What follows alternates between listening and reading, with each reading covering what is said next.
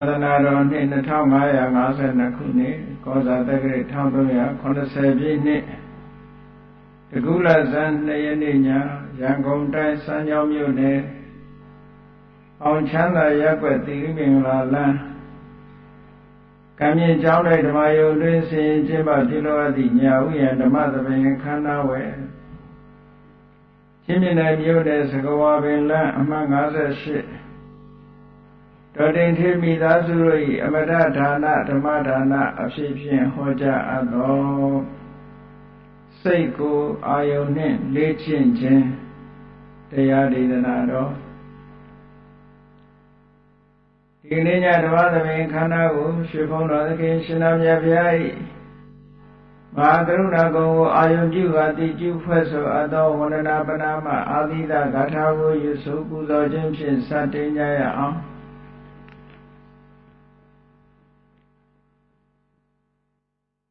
ယောကပကောတိဟိပိယပမေယံကာလံကရွန်တောတိဒုက္ခရာနိ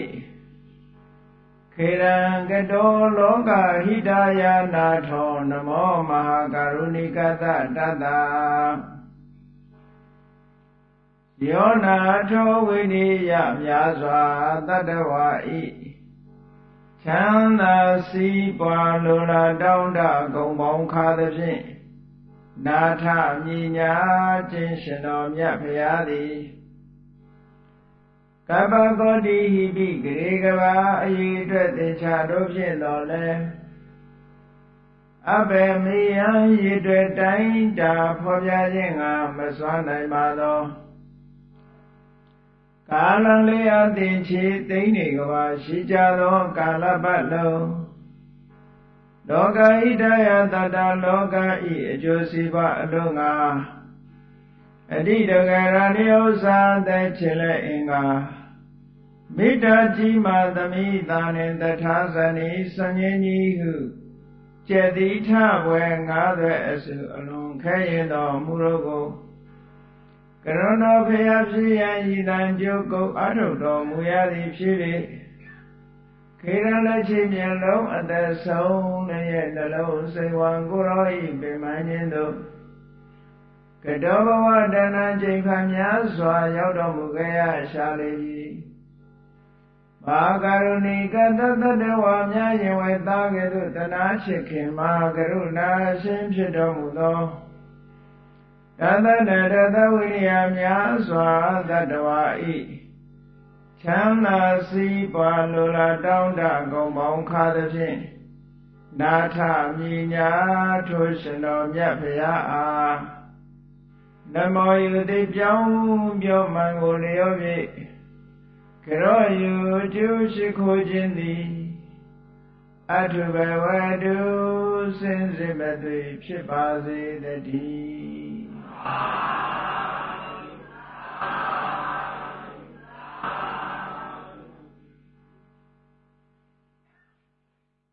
စိတ်ကိုအာယုန်နှင့်လေ့ကျင့်ခြင်း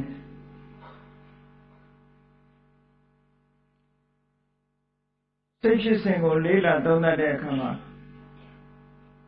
ပင်ကိုယ်ပဂရိရိုးရာစိတ်တွေကတော့အာယုန်နဲ့လေ့ကျင့်နေစရာမလိုဘူးအလို့အလျောက်ဖြစ်ပေါ်လာတဲ့အာယုန်မှာစိတ်ကတွေးကြောကြံစည်မှုတွေပြုပြီးတော့အာယုန်ထဲမှာနေမျောသွားတယ်အရင်များကဘုန်းကြီးတို့ပြောခဲ့ပြီ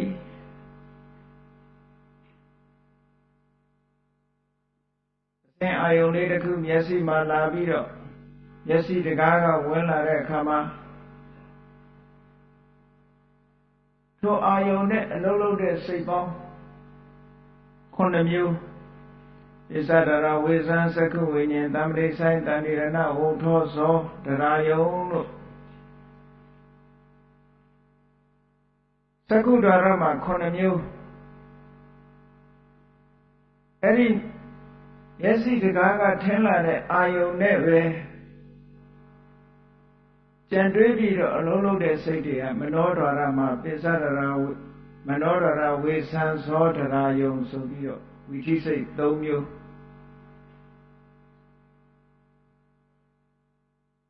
ပ ထမအကျင့်မနောဒရဝိထိဖြစ်တယ်ဒုတိယအကျင့်နဲ့မနောဒရဝိထိဖြစ်တယ်တတိယအကျင့်နဲ့မနောဒရဝိထိဖြစ်တယ်ဖြစ်ချိန်အားဖြင့်ပြောမယ်ဆိုရင်ပထမအကျင့်ကဝိထိစိတ်က14ချိန်ဖြစ်တယ်ဝိထိဘုတ်စိတ်က3ချိန်ဖြစ်တော့အလုံး18ချိန်18ချိန်ပြည့်တာနဲ့တကြိမ်နဲ့မျက်စိမှာထင်းလာတဲ့ရူပယုံလေးရဲ့တက်တန်းဟာကုန်ဆုံးသွားပြီစိတ်ထဲမှာမှတ်သားထားလိုက်တဲ့အာယုံလေးပေါ်မှာတစ်ခါဆက်ပြီးတော့တွေးတောတဲ့အလုပ်ကိုဆက်လုပ်ကြမနောဒွါရမှာအတိတဘဝင်ကသရဏဘဝင်ကုပိစေရဆိုတဲ့ဘဝင်2ကြိမ်လွန်ပြီးတဲ့အခါမှာမနောဒရဝေဇံဇော9ကြိမ်တရားယုံ2ကြိမ်ဆိုပြီးတော့10ကြိမ်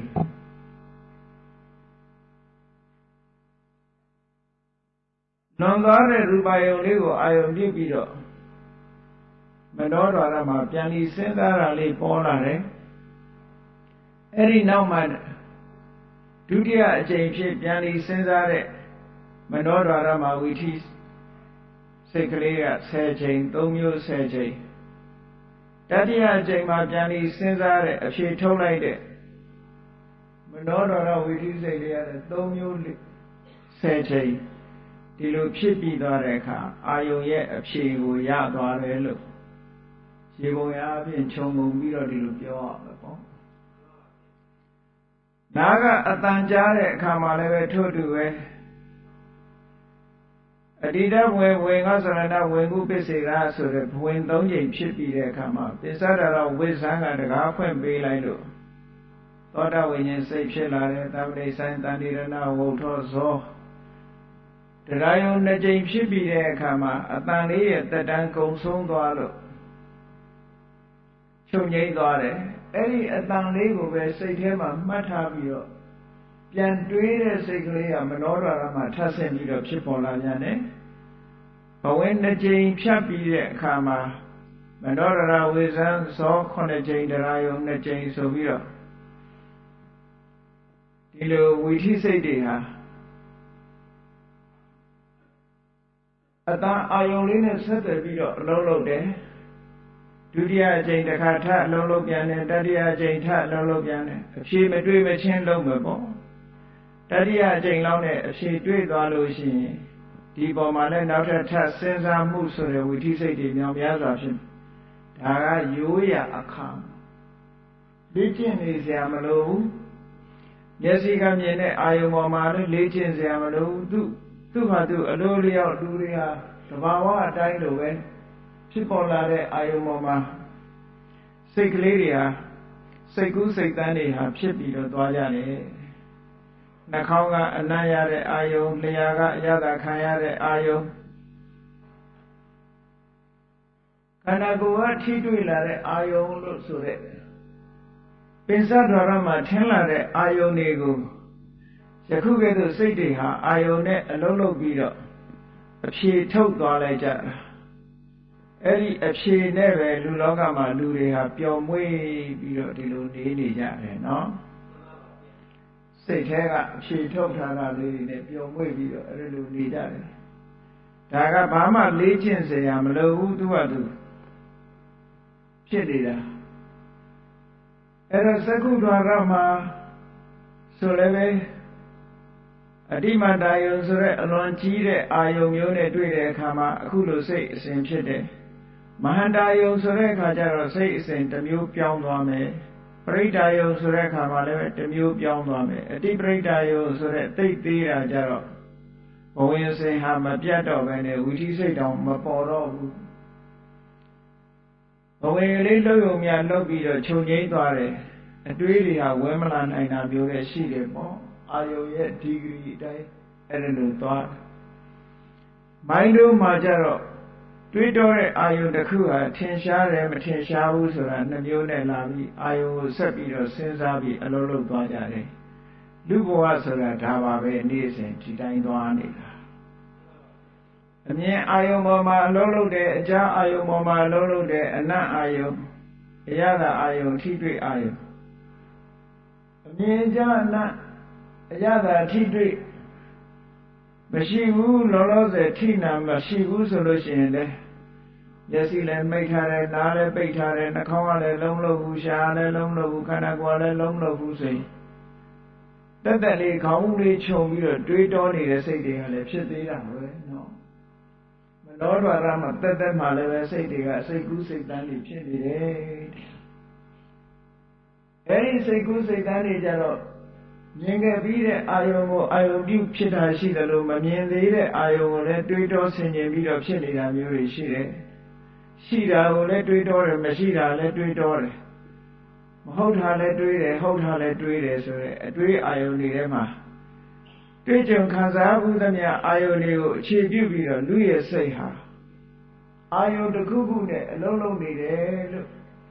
ဒါပဂတိရိုးရအချိန်မှာဒီတိုင်းပဲသွားနေမှာပဲစိတ်ကိုအာယုန်နဲ့လေ့ကျင့်ပေးတယ်ဆိုတာကြတော့သမထကျင့်စဉ်တစ်ခုဝိပဿနာကျင့်စဉ်တစ်ခုနဲ့စိတ်ကိုအာယုန်နဲ့လေ့ကျင့်ပေးတာအဲ့ဒါကြတော့ပုံစံပြောင်းသွားတယ်ပင်ကိုစိတ်တဲ့ဒီအာယုန်နဲ့လေ့ကျင့်ပြီးတော့ယူလိုက်လို့တိုးတက်ဖြစ်ပေါ်လာတဲ့စိတ်ကပင်ကိုနေ့စဉ်ဘဝမှာထိတွေ့တဲ့စိတ်မဖြစ်ဘူးပင်ကိုနေ့စဉ်ဘဝမှာထိတွေ့တဲ့စိတ်မျိုးမဟုတ်တော့ဆိုပါစို့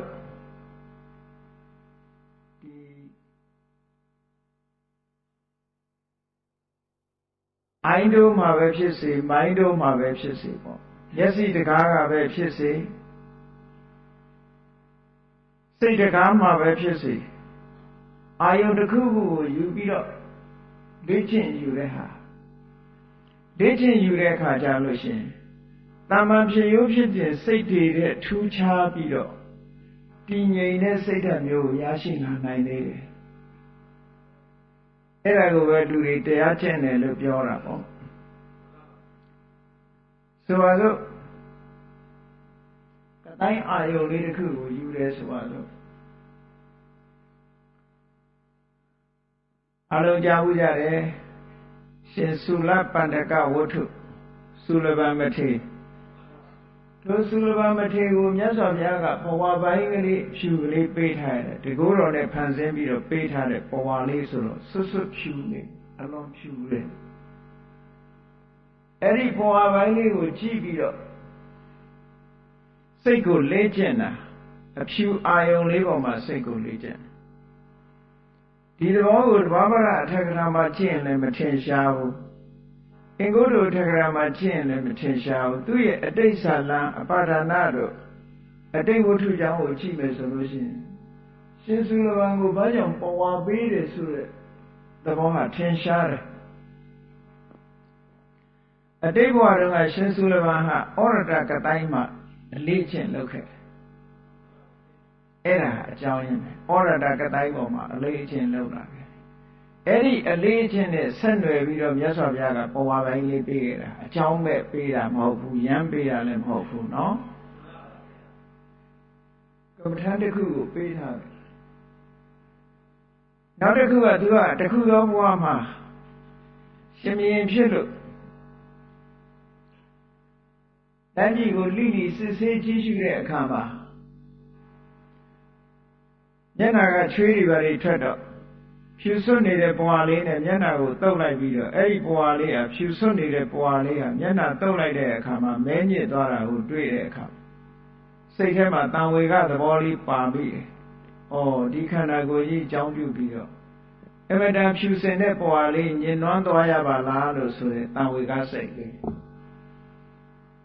အဲ့ဒီတန်ဝေကစိတ်လေးကအဲ့ဒီချိန်ကဖြစ်ခဲ့တဲ့တန်ဝေကစိတ်လေးကိုမြတ်စွာဘုရားက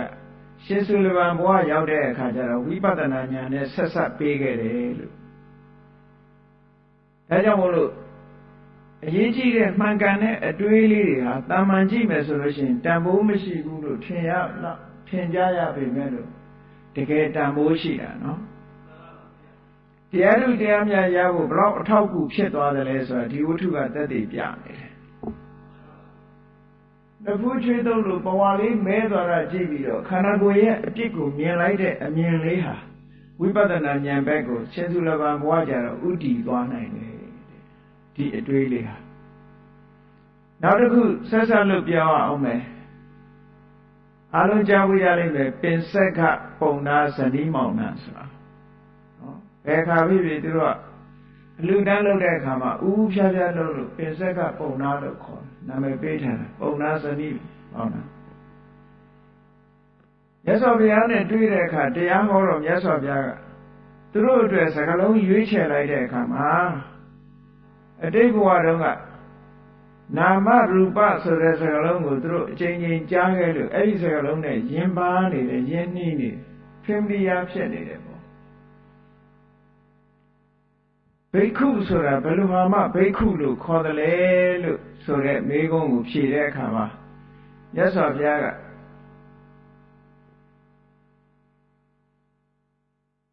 နာယုတ်အပေါ်မှာအစွဲလန်းကင်းတဲ့ပုဂ္ဂိုလ်မျိုးကိုဘိက္ခုခေါ်တယ်လို့နာယုတ်နဲ့ဆက်ဆက်ပြီးတော့ဟောပြောလိုက်တဲ့အခါမှာမဖို့ရသွားကြတယ်ဟောဒါလည်းပဲအတိတ်အကြောင်းကိုအကြောင်းပြုတယ်အတိတ်ကိုခြေပြုတယ်လို့ပြောရတယ်ဒါကြောင့်မို့လို့ဓမ္မအတိဉာဏ်ဆိုတာတာမန်အားဖြင့်ပြောမယ်ဆိုလို့ရှိရင်သိပြီးတော့အစစ်မမြင်ဘူးလို့ထင်ရပေမဲ့လို့မြတ်စွာဘုရားနဲ့တွေ့တဲ့အခါကျတော့အမတန်မှအထောက်အကူဖြစ်တယ်လို့ဒီလိုမှတ်ရမှာပေါ့နော်။ညာကြီးထောက်ကူဖြစ်တယ်။ရှင်ယတ္တတို့ဝတ္ထုကိုကြည့်လိုက်အောင်မလား။ယတ္တတရေသားတို့အတိတ်ဘဝတုန်းကသူကနာရေးကိစ္စမှာမိသကြိုတဲ့လုပ်ငန်းကိုကုသိုလ်ဖြစ်လုပ်ခွင့်ခဲ့ကြတဲ့တငယ်ချင်းတစုပဲသူကအတိတ်ဘဝတုန်းကကိုယ်ွယ်ရမဲ့တဲ့လူတွေပိုက်ဆံမတတ်နိုင်တဲ့လူတွေအဲ့ဒီပုဂ္ဂိုလ်တွေရဲ့နာရေးကိစ္စပေါ်လာတဲ့အခါကျလို့ရှိရင်သူတို့ကအခမဲ့ကူညီပြီးတော့မိသကြိုပေးခဲ့ကြတယ်မိသကြိုပေးရင်လူတွေကောင်ကိုမိတချို့ပေးရင်ကနေပြီးတော့အတုပကမ္မထာစိတ်ထဲမှာထင်မြင်လာခဲ့ကြတယ်နော်ခန္ဓာကိုယ်ကြီးရဲ့မတည်မြဲပုံရွံ့စရာကောင်းပုံဆက်ဆုပ်စရာကောင်းပုံမတင့်တယ်ပုံဆိုတာတွေကိုလက်တွေ့အားဖြင့်သူတို့သိမြင်ခဲ့ကြတယ်စိတ်ထဲမှာဖြစ်ပေါ်ခဲ့ကြတယ်အဲ့ဒီစိတ်အစဉ်လေးကသူတို့ရဲ့ဘဝတစ်ခုမှာဘဝမှာအင်နာဂျီအနေနဲ့စုပြီးဆောင်းပြီးသားဖြစ်လို့ယတတထေသာဘဝရောက်တဲ့အခါကျတော့ကြည့်ဒီစိတ်လေးပြန်ပေါ်လာပုံကိုကြည့်လိုက်ယတတထေသာဆိုတာအလွန်ချမ်းသာတဲ့မိဘတွေကဂရုစိုက်တယ်ညာလုံးမောက်အမျိုးသမီးတွေကြီးတီးမှုတ်တဲ့ဒုရိယာတွေနဲ့အဆိုးတွေအကတွေနဲ့သူ့ရဲ့စံအိမ်မှာပဲသူကပျော်ပျော်ကြီးနေရနေပြီးတော့အိပ်ပျော်သွားတဲ့အခါကျတော့တီးကြမဟုတ်ကြတဲ့ဖြေဖြော်တဲ့အမျိုးသမီးတွေကလည်းအကုန်လုံးအိပ်ပျော်ကုန်ကြညကြတော့သူကနိုးလာတဲ့အခါကျတော့အိပ်နေကြတာတွေကိုကြည့်တချို့ကလည်းဟုတ်လားဟောက်ပြီးတော့အိပ်နေတာလည်းပါမပေါ့လေလူဆိုတာအမျိုးစုံပဲပေါ့ဇာကြီးဖြဲပြီးအိပ်နေတာလည်းပါမှာပေါ့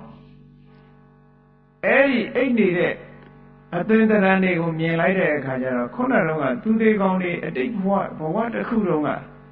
လူသေးကောင်းကိုမီးသိမ်းချူခဲ့တဲ့အနေအထားတွေနဲ့ပြန်ဆက်ဆက်မိသွားတဲ့အခါကျတော့တန်ဝေခရဲ့အရှိန်အဝါတိတ်ကြီးသွားသည့်အတွက်ကြောင့်အိမ်မှာရက်တည်လို့စိတ်မရှိပဲနဲ့အိမ်ကနေထွက်ခွာသွားတယ်ဘုရားနဲ့သွားတွေ့လောကကြီးကဆိုးလိုက်တာဥပတုတံဝတ္တလောကောဥပဒထံဝတ္တဘောကောသူဟာအနှိမ့်ဆက်ခံရပြီဒီဒုက္ခကြီးကဘယ်လိုလွတ်ပါမလဲလို့ညီးတွားပြီးတော့ထွက်ခွာသွားဘုရားနဲ့တွေ့ရင်တရားဓမ္မနာရလို့ရဟန္တာဖြစ်သွားတယ်မဟုတ်လားအဲ့ဒီကုသိုလ်တွေကလည်းနည်းတဲ့ကုသိုလ်တွေမဟုတ်ဘူးဘဝမှာဆက်ဆက်ပေးတဲ့သဘောတွေကိုပြောပြတာနော်အခုလည်းကောင်းပြီရှင်စုလပန်ကိုပဝါပိုင်းလေးပေးတယ်ဆိုတာအတိတ်နဲ့ဆက်ပြီးတော့ပေးတာလူတိုင်းကိုပေးတာမဟုတ်ဘူးရှင်စုလပန်ကိုပဝါဖြူဖြူလေးပေးလိုက်တာဟာအတိတ်ဘဝတုန်းကပဝါလေးပေါ်မှာဒီလိုအဖြူဩရတကတိုင်းကို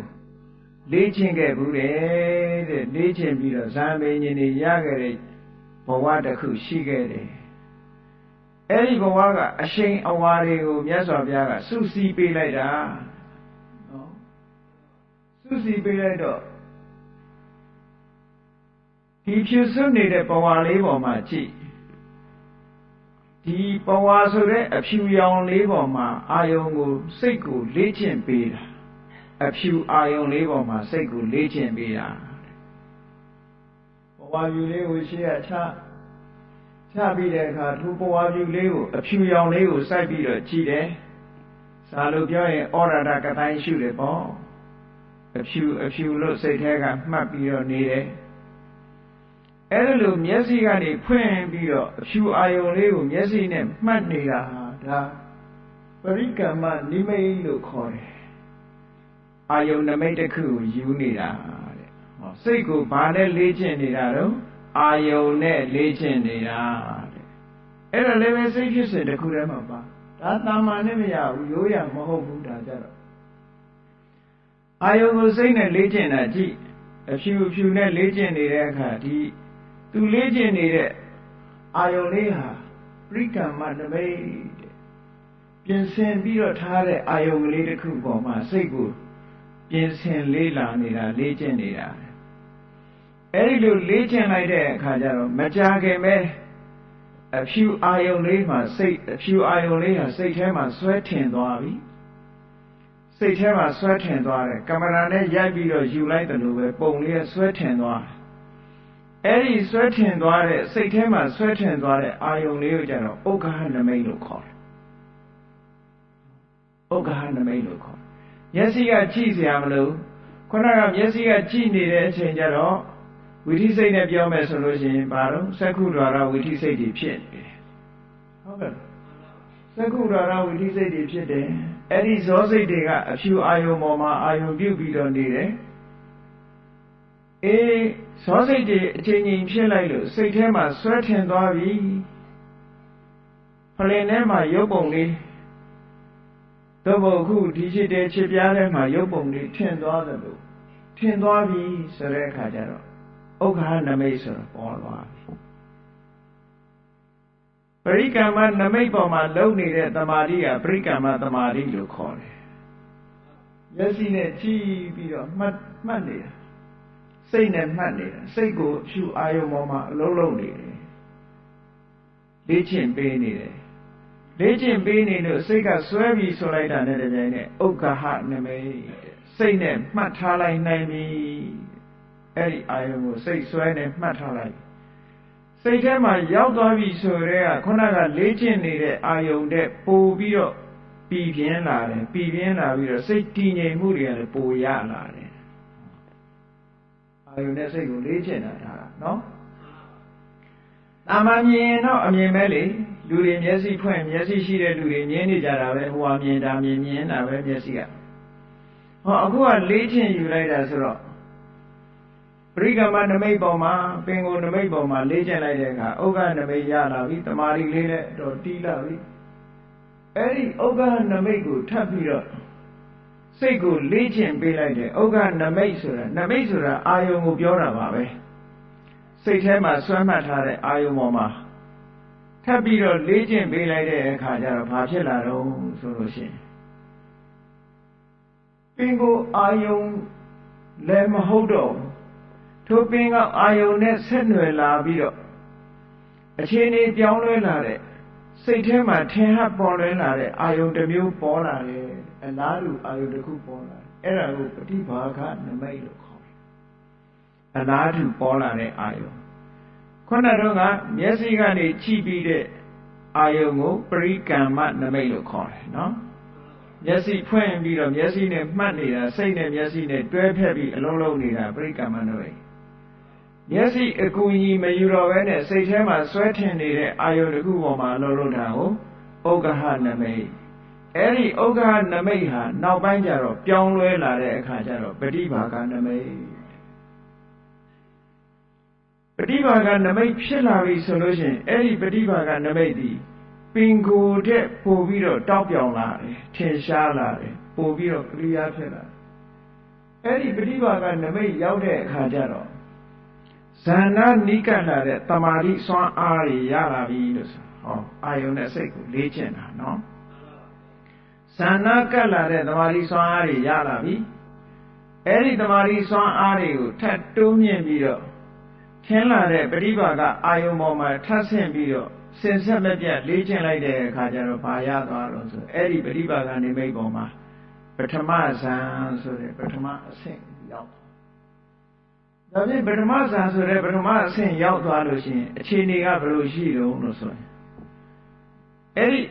ပရိပါကနိမိတ်ဆိုတဲ့ထူးဆန်းတဲ့စိတ်ထဲမှာပေါ်လာတဲ့ပရိပါကနိမိတ်အာယုန်လေးပေါ်မှာ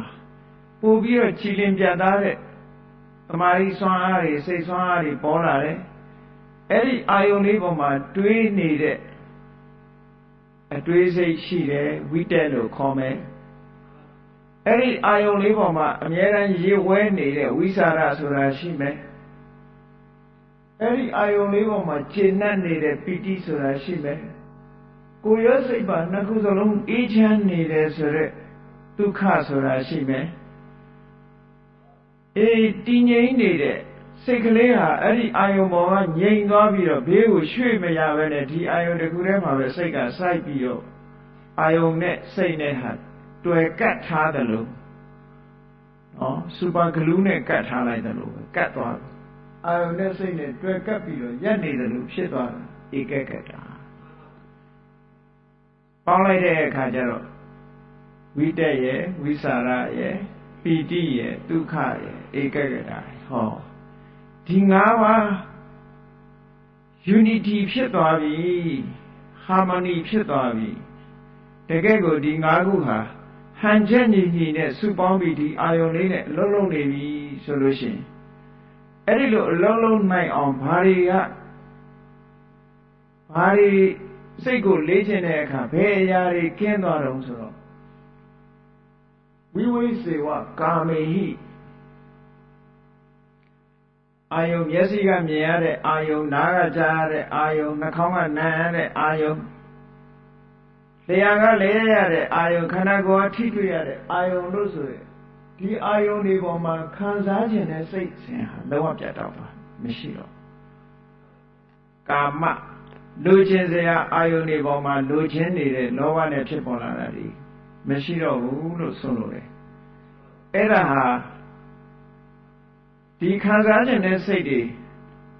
မျက်စိနဲ့ကြည့်ခြင်းနဲ့နားကကြားခြင်းနဲ့နှာခေါင်းကနမ်းရှူခြင်းနဲ့လျှာကလျက်ခြင်းနဲ့ခန္ဓာကိုယ်ကထိတွေ့ခြင်းနဲ့ဆိုတဲ့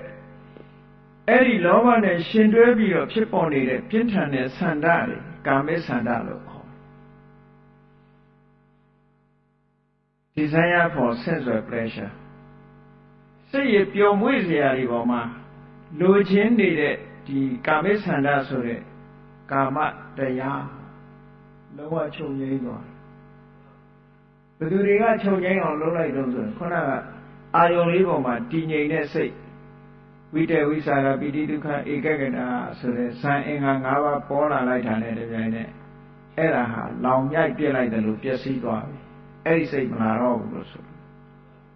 အဲ့ဒီစိတ်တွေကနေလွတ်ထွက်သွားအဲ့ဒါတွေမကဘူးဘာတွေလွတ်ထွက်သွားတော့ဆိုရင်ကြံတဲ့និဝရဏတွေဖြစ်တဲ့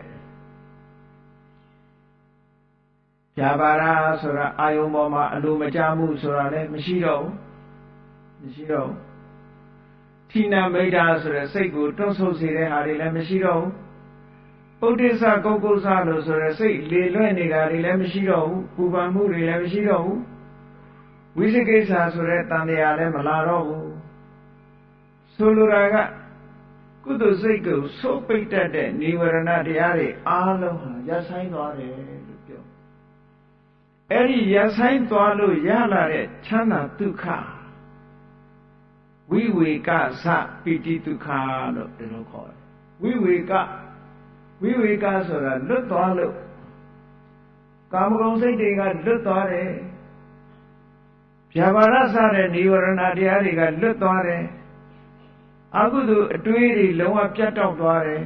အဲ့ဒါတွေကနေကင်းစိတ်လွတ်မြောက်သွားသည့်အတွက်ကြောင့်ဝိဝေကဇအဲ့ဒီကင်းလွတ်သွားမှုကြောင့်ဖြစ်ပေါ်လာတဲ့ပိတိဒုက္ခတဲ့ စိတ်ထဲကနေပျော်ရွှင်ပြီးတော့ကိုယ်ချမ်းသာစိတ်ချမ်းသာခံစားနေရတယ်တဲ့လို့ဆိုအဲ့ဒါပထမဇန်အဆင့်စိတ်ကိုလေ့ကျင့်လိုက်ရင်ဒီအဆင့်ရောက်သွားတယ်အဲ့ဒီဒုက္ခမျိုးကအပြောတယ်မဟုတ်ဘူးတကယ်လေ့ကျင့်စနစ်တကျလေ့ကျင့်လို့ရှိရင်လေ့ကျင့်တဲ့ပုဂ္ဂိုလ်တွေလက်တွေ့ရသွားကြတာဒီမြောင်များစွာရှိတယ်ပေါ့အခုခေတ်မှာဘာဖြစ်လို့ဒီလိုဟာတွေမရတာတော့ဆိုတော့လေ့ကျင့်မှုတွေအားနည်းကြတယ်ပေါ့လေ့ကျင့်မှုတွေမရနိုင်တာဆိုတာလေ့ကျင့်မှုတွေအားနည်းတယ်ကာမဂုဏ်အာယုစိတ်တွေရဲ့လွှမ်းမိုးမှုကကြီးထွားနေတယ်ကြီးထွားနေသည့်အတွက်ကြောင့်ကာမဂုဏ်အာယုကလည်းရှေးကလည်းပိုများလာတယ်လေခုဟာကာမဂုဏ်အာယုတွေကပိုများလာတော့လိုချင်စရာတွေများလာသည့်အတွက်ကြောင့်လိုချင်တဲ့စိတ်တွေကလည်းပိုမများလာဘူးလားဘုန်းကြီးတို့ငယ်ငယ်တုန်းကတောရွာမှာဘုန်းကြီးတို့အရက်ဒေသတွေမှာဆိုလို့ရှိရင်လူတွေက6လလောက်အလုံးလုပ်ပြီး6လလောက်ထိုင်စားနေကြတယ်ဘာလို့မှမရှိဘူးအေးဆေးဆေးပဲနော်အဲ့ဒီခေတ်တုန်းကဓာတ်ဘူးလည်းမရှိဘူးဓာတ်ဘူးမရှိတော့ဓာတ်ဘူးအတွက်ဂုံကြစရာမရှိဘူးရေဒီယိုလည်းမရှိဘူးကက်ဆက်လည်းမရှိဘူးတယ်လီဗီရှင်းလည်းမရှိဘူးအဲ့ဒီအတွက်ဂုံကြစရာဘာတစ်ခုမှမရှိဘူးမြို့ဆိုတာလည်းမရောက်ဘူးကားစီးဖို့ဆိုရဲဆိုတာလည်းသူတို့စိတ်ထဲမှာမရှိဘူးဟုတ်ကဲ့လားအချိန်တိုင်းကိုင်းလုပ်ငန်းလုပ်ပြီးတော့ကိုင်းလေးတိမ့်ပြီးအိမ်ပေါ်မှာဆန်တို့ပဲတို့တင်ထားပြီးတော့အချိန်တန်သမင်းလေးချက်စားပြီးကြံတဲ့ချိန်ကအားနေကြတယ်။ဘုန်းကြီးကြောင့်ဆုံးဖို့ချိန်ပို့မယ်။ဒီပြင်ချိန်ကအားနေကြတယ်။ဘာမှဒီပြင်လိုတာလည်းမရှိဘူး။မြို့မသွားသည့်အတွက်ကြောင့်မြို့ပေါ်ကအထူးဆန်းပစ္စည်းတွေလည်းဘာမှလိုချင်စရာမရှိဘူး။မြင်မှမမြင်တာ။မြင်မှမမြင်ဘူးဆိုတော့လိုချင်စရာလည်းမရှိဘူး။ကြားလည်းမကြားဘူးဆိုတော့လိုချင်စရာလည်းမရှိဘူး။မြို့ဆိုတာဝေလာဝေးရွာနာနီချင်းဟိုနာဒီနာရွာ2ရွာ3ရွာဟိုဘက်ရောက်ဖူးတာမှမဟုတ်ပဲအဲ့ဒီခေတ်တုန်းကဆိုလို့ရှိရင်မြို့ရောက်ဖူးတဲ့လူဟာတယောက်တလေပဲရှိတယ်အဲ့ဒီရွာမှာမြို့မရောက်ဖဲနဲ့လူဘဝအဆုံးသတ်သွားတဲ့ပုဂ္ဂိုလ်တွေအများကြီးပဲအဲ့ဒါဆိုလို့ရှိရင်တကယ်ကိုတောချပြီးအဝေးကြီးလားလဲဆိုတော့မဟုတ်ဘူးမန္တလေးမြို့နဲ့မိုင်90လောက်ပဲဝေးတယ်တကယ်တော့မန္တလေးမြို့နဲ့မိုင်90လောက်ပဲရှိတယ်နော်ခုခေတ်ဆိုရင်မိုင်100လဲသွားတာပဲမိုင်200လဲသွားတာပဲ300 400လဲသွားတာပဲဟုတ်ကဲ့အေးမြင်စရာအာယုန်တွေမရှိတော့လိုချင်စရာလောဘတွေကလည်းနဲမသွားဘူးလားအေးခုခေတ်ကျတော့မဆုံးနိုင်ဘူးအဲ့ဒီတော့ကတော့နော်ကိုယ်ခင်ကိုပေါ်သူများယူစားသူများခင်ကပေါ်ကိုယူစားအေးပြောင်းမှုလို့ပဲလို့ဆိုတော့ပေါ်လာတဲ့အချိန်ဆိုဟိုခင်ကအရင်ပေါ်ရင်ဟိုခင်ကယူစားရောင်းစားတာဆိုတာမရှိဘူးရောင်းစားတာမရှိဘူးသူခင်ပေါ်သူစီယာစားကိုခင်ပေါ်ကိုစီယာစားနဲ့လူတွေဟာညီညွတ်ကြတယ်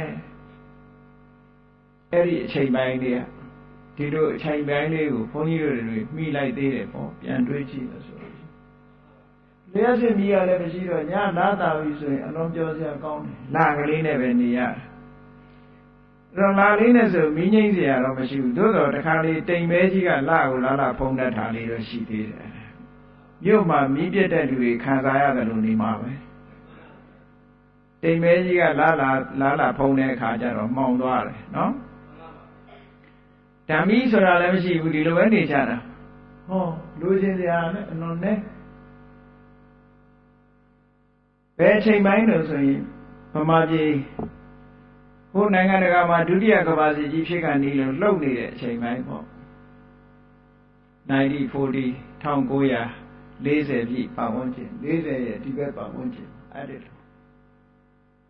သို့တော့နောက်ပိုင်းကျတော့ခေတ်မကောင်းတဲ့အခြေအနေမျိုးရောက်လာကမ္ဘာကြီးကဒုတိယကမ္ဘာစစ်ဖြစ်သွားဒုက္ခရောက်ကြလူတွေဘုန်းကြီးတို့တွေဆယ်နှစ်သားစကိုင်းတောင်ရောက်သွားတယ်တောရွာကနေပြီးစကိုင်းတောင်ရောက်သွားအေးစကိုင်းတောင်ကအခုချိန်နဲ့ရှင်ကြည့်လိုက်မယ်ဆိုလို့ရှိရင်အဲ့ဒီအချိန်တုန်းကအေးချမ်းတဲ့အရသာနဲ့အခုချိန်ကအရသာနဲ့အမတန်မှကွာခြားတယ်အဲ့ဒီတုန်းကစကိုင်းတောင်ဆိုတာလူတယောက်သွားတာတဲ့လမ်းကလေးတွေပဲရှိတယ်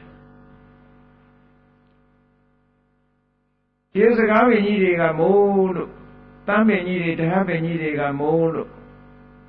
လူသွားเสียကြောက်ကလေးတွေခင်းထားတဲ့လမ်းကလေးတွေကနေဖြတ်တဲ့ဘာတွေရှိတုံးဆိုရှင်ကလေးတွေတို့ငှက်ကလေးတွေတို့ဒီကောင်လေးတွေပဲရှိတယ်ဘယ်နေရာသွားတော့ကိုယ်ခြေစလုံးအားကိုနဲ့ကိုသွားကြဖရာတဆူနဲ့တဆူသွားဖူးတိတ်ဆိတ်ငြိမ်သက်စကိုင်းတောင်ကြီးတစ်ခုလုံးညနေနေဝင်ရည်တယောက်ဆိုလို့ရှိရင်ကျက်တစ်တွေဟောက်တဲ့အတန်ကြားစကိုင်းတောင်မှာခွေးတောင်မှာမနေရဲဘူးအဲ့ဒီတော့ခွေးရှင်ရကြကျက်တစ်ကလာဆွဲသွား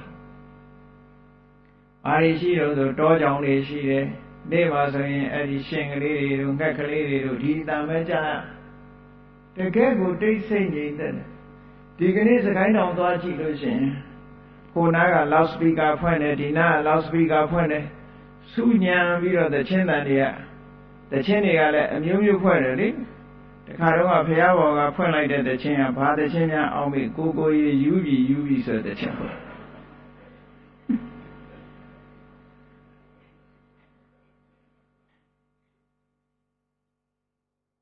အဲ့လိုဟာတွေအခုခေတ်ကလွှမ်းမိုးသွားပြီဆိုတော့ဝိဝေကဇပိတိဒုက္ခကင်းစိမ့်မှုရဲ့ချမ်းသာဆိုတာဘယ်သိတော့မှာတော့သိနိုင်ပါအောင်မလားအဲ့ဒီချမ်းသာမျိုးကိုမသိတော့ဘူးလေတစ်ချက်လေးကိုနားရဲတက်ပြီးတဲ့အခါကျတော့ဟုတ်လားချိန်ဆိုတာ ਨੇ လူတစ်ကိုယ်လုံးလှုပ်နေတဲ့ချမ်းသာဒုက္ခပဲအဲ့ဒီချမ်းသာဒုက္ခပဲခံစားနေကြမှာပဲအဲ့ဒီချမ်းသာဒုက္ခနဲ့အမတန်ကွာခြားပြီးတော့တိတ်ဆိတ်ငြိမ်သက်လာတဲ့ချမ်းသာဒုက္ခဆိုတာစိတ်ကိုဟောတယ်လို့စနစ်တကျအာယုန်နဲ့လေ့ကျင့်ပေးလို့ရှိရတာပဲအဲ့ဒီမှာစိတ်ဖြစ်ပုံကဘယ်လိုစိတ်ဖြစ်တုံးဆိုလို့ရှိရင်ဇန်စိတ်ဖြစ်လာပုံလေးကိုစိတ်အစဉ်နဲ့ဆက်ပြီးတော့ပြောရမယ်ဆိုလို့ရှိရင်ခုနကအလွန်ထူးခြားလာတဲ့လေ့ကျင့်ထားတဲ့အာယုန်လေးပေါ်မှာပฏิဘာကဒီပရိကမ္မနမိတ်ကတဆင့်ပြောင်းလာတဲ့ဥက္ခနမိတ်တဆင့်ပြောင်းလာတဲ့အခါပฏิဘာကနမိတ်အဲ့ဒီပฏิဘာကနမိတ်ပေါ်မှာစိတ်ကလေးငြိမ်သွားလို့ရှိရင်ဇံရသွားတယ်ဇံရသွားတဲ့စိတ်အစဉ်ဟာဘယ်လိုဖြစ်လာတယ်လဲလို့ဆိုရင်အဲ့ဒီအာယုံပေါ်မှာနောက်ဆုံးဖြစ်တဲ့စိတ်ဖြစ်စဉ်လေးကဘယ်လိုလာတော့ဆိုရင်အဲ့ဒီအာယုံပေါ်မှာမနောဒရဝိဇ္ဇံဆိုတဲ့စိတ်လေးကတကားကိုဖွင့်ပေးလိုက်တယ်ဖွင့်ပေးလိုက်တာနဲ့တပြိုင်နက်တာမန်ဖြစ်နေကြကာမဇောတွေမဟုတ်ဘဲနဲ့ထိုကာမဇောတွေနဲ့အလွန်ဆန့်ကျင်တဲ့ဒီပฏิဘာကနမိတ်ဆိုတဲ့အာယုံလေးပေါ်မှာဘာဖြစ်လာတော့ဆိုရင်ပရိကမ္မာဆိုတဲ့ဇောစိတ်ကလေးအရင်ဝင်လာတယ်ပြင်ဆင်မှုလေးဝင်လာတယ်ပြင်ဆင်မှုလေးဝင်ပြီးတဲ့အခါကျပရိကံပြီးတော့ဥပ္ပစာရဆိုတဲ့ဇောစိတ်ကလေးဖြစ်လာတယ်ဥပ္ပစာရဇောစိတ်ကလေးချုပ်သွားတာနဲ့တပြိုင်နက်အနုလောမဆိုတဲ့ဇောစိတ်ကလေးဖြစ်လာတယ်အနုလောမဆိုတဲ့ဇောစိတ်ကလေးချုပ်သွားတာနဲ့တပြိုင်နက်ဂုတ္တရဘူးတဲ့အနွယ်တစ်ခုကိုပြောင်းလိုက်ပြီးကာမအနွယ်ကနေပြီးတော့မဟကုတ်ဆိုတဲ့မြင့်မြတ်တဲ့အနွယ်ကာမဂုဏ်အာယုန်တွေကနေဖြောက်ပြီးတော့ဟိုဘက်ကိုဖြတ်ကူးလိုက်ပြီးလို့ဆိုတဲ့အဓိပ္ပာယ်ရတယ်ဂုတ္တရဘူးဆိုတဲ့ဇောလေးဒီဇောလေးတွေကဘယ်သူတုံးဆိုလို့ရှိရင်မဟာကုသိုလ်စိတ်ညာဏတံပြုစိတ်၄ခုပဲအဲ့ဒီမဟာကုသိုလ်ညာဏတံပြုစိတ်၄ခုလေးတွေကိုနာမည်ပေးထားတာမဟာကုသိုလ်ညာဏတံပြုစိတ်ဇောလေးဟာ၄ချိန်ဖြစ်တယ်ပထမဖြစ်တာကိုပရိကံလို့ခေါ်လိုက်တယ်ဒုတိယဖြစ်တာကိုဥပ္ပစာလို့ခေါ်လိုက်တယ်တတိယအချိန်ဖြစ်တာကျတော့အနုလုံလို့ခေါ်တယ်စတုတ္ထအချိန်ဖြစ်တာကျတော့ဂုတ္တရဘူးလို့ခေါ်လိုက်တယ်နာမည်တစ်မျိုးပေးလိုက်တာနော်သူလှုပ်တဲ့လှုပ်ဆောင်ချက်ကိုကြည့်ပြီးတော့အမည်နာမအတိတ်ကလေးတွေပေးလိုက်တယ်အဲ့ဒီမဟာကုသိုလ်ညာဏတံပြုဇောကလေး၄ခါနဲ့ဖြစ်ပြီးတော့ဘာလာတော့ဆိုဇံဆိုတာလေးချက်ချင်းရောက်လာဇံဆိုတာခုနဘာကိုပြောတာတော့ဆိုအတွေးလေးတွေဝိတက်ရဲ့ဝိสารရဲ့ပီတိရဲ့ဒုက္ခရဲ့ဧကတတာအဲ့ဒီ၅ခုအင်အားစုပြီးတော့ဖွဲ့စည်းထားတဲ့စိတ်တည်ငြိမ်မှုအနေထားတစ်ခုကိုရောက်ရှိသွားတယ်အဲ့ဒီတည်ငြိမ်မှုအနေထားရောက်သွားလိုက်တာနဲ့တည်းနဲ့ကာမနဲ့ပတ်သက်တဲ့အတွေ့အကြုံလုံးဝငြိမ်းသွားတယ်မလာတော့ဘူးအနန္တကိုမပေါ်နိုင်တော့ဘူးဘယ်တော့မှမပေါ်တော့ကြာပါနဲ့ပတ်သက်တဲ့အတွေ့အကြုံ ဒီဝရဏတွေနဲ့ဆိုင်တဲ့အတွေးတွေအကုန်လုံးချုပ်ငြိမ်းသွားတယ်ပထမဆုံးအချိန်ရတဲ့အချိန်ကျတော့ဇန်ဆိုတာလေးကတစ်ချိန်လေးဖြစ်ပြီးတော့ဘဝင်ကျသွားတယ်ထိမ့်မထားနိုင်သေးဘူးလို့ဆိုလို့လေပေါ့ပထမဆုံးရောက်လိုက်တဲ့အချိန်ကထိမ့်မထားနိုင်ဘူးအဲ့ဒီကြည့်ဇန်ဆိုတာလဲဇောပဲပရိကံဥပ္ပဇာနုလုံကုတ္တရဘူဆိုတာမဟာကုသိုလ်ဇောမဟာကုသိုလ်ဇောကကာမအနွယ်ကာမဝဆရစိတ်ဇန်ဆိုတာလေးကြတော့မဟကုတ်စိတ်အနွယ်ချင်းမတူဘူးလို့ပြောတာနော်အဲ့ဒီဇန်ဆိုတာကြတော့အတိမ့်မဲ့လို့ခေါ်တယ်ရရှိလာတဲ့အကျိုးလေးကာမဝဆရစိတ်ဆိုတာကတော့ကိုယ်မွေးရပါလို့ဒီလိုပြောအောင်ပါပေါ့မဟာကုသိုလ်စိတ်ဆိုတာမွေးရပါလို့ပြောလို့ရပါတယ်ဘာလို့ဆိုရိုးရအပြင်ဖြစ်တယ်ပေါ့ဒါနကောင်းမှုပြုရင်လည်းသူဖြစ်တယ်အတိညာပါလာလို့ရှိရင်သီလဆောက်တည်တဲ့အခါသူဖြစ်တယ်ကမ္မထဘာဝနာပွားတဲ့အခါသူဖြစ်တယ်သို့တော့အဆင့်မြင့်လာပြီးဇံဘက်ကိုဥတည်သွားပြီဆိုလို့ရှိရင်ပရိကံဥပ္ပဇာနှုတ်လုံးဂုတ္တရဘူးလို့၄ချိန်ဖြစ်ပြီးတာနဲ့တပြိုင်နက်အဆင့်မြင့်တဲ့ဇံဆိုတဲ့ဒီစိတ်ဓာတ်တစ်မျိုးဟာထပ်ပြီးတော့ပေါ်လာတယ်ပေါ်လာပြီးရင်ထိမ့်မထားနိုင်လို့ပျောက်သွားတယ်ပျောက်သွားသည့်အတွက်ကြောင့်နောက်ထပ်ဟာဒီလမ်းကြောင်းတိုင်းထပ်ပြီးတော့ရှောက်ဒီလမ်းကြောင်းတိုင်းထပ်ပြီးတော့ရှောက်လိုက်တဲ့အခါကျတော့ပြန်ပြီးတော့ဒီအဆင့်ကိုနောက်အချိန်မှာအောင်မြင်လာပြီဆိုလို့ရှိရင်ဇန်တွေဟာထိန်းနိုင်လာတယ်ပေါ့ဇန်နေကြီးပဲဆက်ဖြစ်နေအောင်ထိန်းထားနိုင်ပြီနောက်ပိုင်းကျတော့အလေးအကျင့်ရသွားပြီဆိုပရိကဥပ္ပဇာနုလုံဂုတ္တရဘူလို့ဆိုတဲ့ရူပကာမဝဆရမဟာကုသိုလ်ဉာဏတမျိုးစိတ်ဇော၄ချိန်စောပြီးတာနဲ့တပြိုင်နက်နောက်ကဇံဆိုတာတဏှာကြီးလို့အဋ္ဌံထားရင်တဏှာကြီးတိတိဇံနေနဲ့ကျွယ်နေလို့ရတယ်ထိန်းသွားလို့ရပထမအချိန်တော့ထိန်းလို့မရဘူးတစ်ခါပဲဖြစ်ပြီးချုပ်သွားနောက်တစ်ခါကြလို့ရှိရင်ထပ်ပြီးတော့လေ့ကျင့်ယူပါများတဲ့အခါကျတော့ဟုတ်လားနိုင်ဝဲထိန်းသွားနိုင်တယ်တဏှာကြီးထိန်းနိုင်တယ်တနေ့လုံးလုပ်ထားလို့ရတယ်ဟောလေ့ကျင့်ခံယူတာလေ physical exercise လုပ်တဲ့အခါမှာလုပ်လို့ရတယ်လို့ပဲ mental exercise ကလည်းလေ့ကျင့်ပြီးယူရတယ်လို့ဒီလိုပြောတာအဲ့ဒီစိတ်ကလေးကိုတဏှာကြီးထိန်းလို့ရတယ်တနေ့တာထိန်းလို့ရတယ်ဟောဇန်စိတ်ကလေးနဲ့နေတာအဲ့ဒါကြတော့ဇန်ဝင်စားတယ်လို့ပြောကြတယ်အဲ့ဒီဇန်အဆင့်မမီတဲ့ပုဂ္ဂိုလ်တွေကြတော့ခေါင်းစာလေးတစ်ချောင်းရေးရင်ဇန်ဝင်စားတယ်လို့ပြောနေကြတာနော်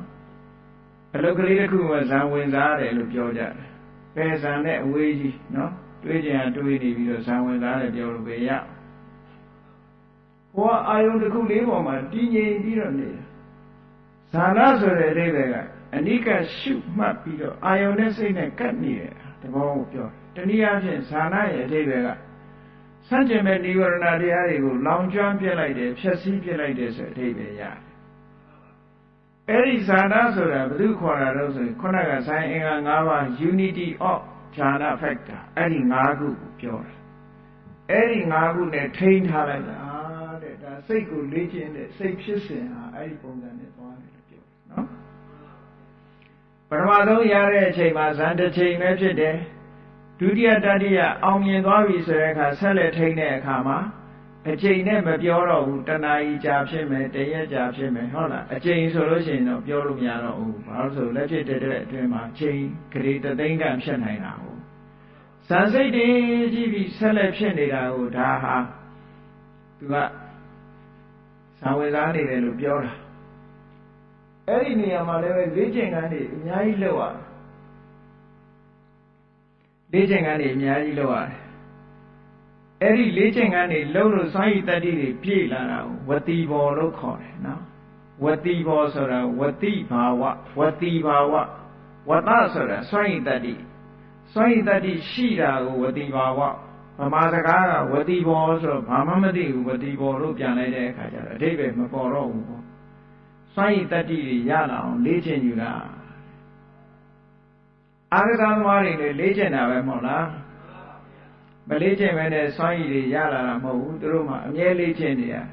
အဲ့ဒါလိုပဲဇံဝင်စားတဲ့ပုဂ္ဂိုလ်ကလည်းလေ့ကျင့်တဲ့အခါမှာအဝိဇ္ဇနာခဏလေးဆင်ခြင်ယုံနဲ့အမြန်ဆင်ခြင်လို့ရတဲ့ဒီစနစ်စိတ်ဟာတွက်လက်လာအောင်လေ့ကျင့်ပေးရတယ်တမာပစ္စန ကိုဝင်စားခြင်းတဲ့အချိန်မှာဖြတ်ခနဲ့ဝင်စားလို့ရအောင်လေ့ကျင့်ရတယ်တမာပစ္စနာအာဝိသနာတမာပစ္စနာအဋိဌာနကိုယ်စိတ်ထဲမှာပိုင်းဖြတ်ထားတဲ့အချိန်တိုင်းလုပ်လို့ရအောင်လုပ်ရတယ်အဋိဌာနအာဝိသနာတမာပစ္စနာအဋိဌာနဝဋ္ဌာနကိုထားခြင်းတဲ့အချိန်နောက်ရုပ်သိမ်းခြင်းတဲ့အချိန်ပေါ့နိုးထားခြင်းတဲ့အချိန်ထားရဲဆိုတာဇံဝင်စားမှုကိုရပ်တန့်တာကိုပြောတာနော်ရပ်တန့်ခြင်းတဲ့အချိန်မှာရပ်လို့ရအောင်လေ့ကျင့်ရတယ်အချိန်အောင်နဲ့ပြင်းနေတာရပ်ချင်တယ်ဆိုတာချက်ချင်းရပ်လို့ပဲရလေ့ကျင့်ပြီးလို့ရှိရင်ချက်ချင်းရလို့ရဥပမာပဲတဏှာတိတိဝင်စားတယ်ဆိုတဏှာတိတိအချိန်မှာထနိုင်အောင်လေ့ကျင့်ခန်းတွေအများကြီးယူရတယ်ယူလိုက်တဲ့အခါတဏှာကြီးကနေပြီးတော့2နာရီအတန်လေးဒင်ငနဲ့ကြားလိုက်တာနဲ့တရားနဲ့တော့ရှောက်ဇံကလည်းထားပြီးသားဖြစ်သွားအောင်ရပ်တန့်ပြီးသားဖြစ်သွားဇံစိတ်တွေကိုရပ်ပလိုက်တယ်ရပ်ပလိုက်တဲ့အခါကျတော့ပင်ကိုယ်စိတ်တွေပြန်ဝင်လာတယ်ပေါ့ဒီလိုဆိုလို့လားအဲ့ဒါကဝဋ္ဌာဏဝတိဘောလို့ခေါ်တယ်ဆင်ញင်တာတွက်လက်မှုကအဝိသနာဝင်စားတာတွက်လက်မှုကစွမ်းရည်တတ္တိရှိတာသမာပစ္စနာဒိဋ္ဌာနဲ့အတိုင်းဖြစ်တာကအဋိဌာဏဝဋ္ဌာဏနောက်ပစ္စောခဏဆိုတာကိုဝင်စားတဲ့ဇံကိုပြန်ပြီးတော့ဆင်ញင်တာတွေးတောတာနဲ့စွမ်းရည်တတ္တိတွေကအပြည့်အဝရအဲ့လိုလေ့ကျင့်ယူတာအဲ့ဒီဇံဟာဒါစိတ်ကိုအာယုန်နဲ့လေ့ကျင့်တယ်ဆိုတဲ့ဒီနည်းစနစ်တွေကိုပြောတာနော်ဒါတွေလည်းပဲစိတ်ဖြစ်စဉ်ထဲမှာပါတာပဲမလေ့ကျင့်ရင်အဲ့ဒီအဆင့်တန်းမျိုးဘုန်းကြီးတို့တွေမရောက်နိုင်ဘူးတဲ့ဒါလေ့ကျင့်ရမယ်ကဲကောင်းပြီအခုလိုပထမဇန်အဆင့်ကလေးရသွားပြီဆိုရင်ရှေ့ကိုဆက်သွားเสียလမ်းကြောင်းရှိသေးလားဆိုရှိသေးတယ်ဆက်သွားခြင်းသေးတယ်ဆိုရင်သွားလို့ရသေးတယ်တမာရီစွမ်းအားတွေကိုတိုးမြင့်ဖို့ရဘာလို့ရမလဲခန္ဓာကဇန်ဆိုတာပထမဇန်ဆိုတာဝိတ္တဝိสารပိဋိဒုက္ခဧကဂရဆိုဒီ၅ခုနဲ့ဖွဲ့စည်းထားတာပထမဇန်အဲ့ဒီမှာဝိတ္တဆိုတာစိတ်ကိုအာယုံပေါ်တင်းတင်ပေးနေတဲ့သဘောလေးပမာလို့ဆိုတော့တွေးပေးနေတဲ့သဘောတွေးနေရသေးတယ်